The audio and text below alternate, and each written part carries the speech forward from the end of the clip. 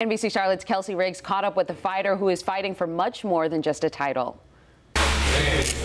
Justine Kish is a fighter in every sense of the word. I try to water it down to say, hey, like I kickbox, and they're like, oh, like at the YMCA. I'm like, yeah, I've done that too. Try a UFC fighter. On Sunday, the former South Point athlete will be on the main card for the first time. There's gonna be a lot of attention, a lot of eyes on this, and I want to be decisive and I want to get a finish. It's a moment she's prepared the last 29 years for, and not just with training.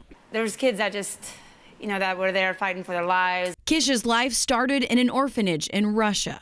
But one day, the phone rang. I think when I was about 4 and a half, I heard I was going to be adopted by Americans, and that was when I was telling all the kids I was American then. It was a new start, but the hardships weren't over. Kish's time with her new father was cut short. He passed away in a car accident 1 year, 1 month, and 1 day later. So my mom, she just went, head first and just dedicated her entire life into me. That meant helping her find ways to get out all of her energy. And so her love for competition began. Some soccer coach said I was all over the place. I didn't fit in well to, to his standards. So my mom's like, well, we'll find you something else. Don't worry about it. That something else started as karate. But before long, Kish was in Thailand, winning a world championship in Muay Thai and competing on The Ultimate Fighter.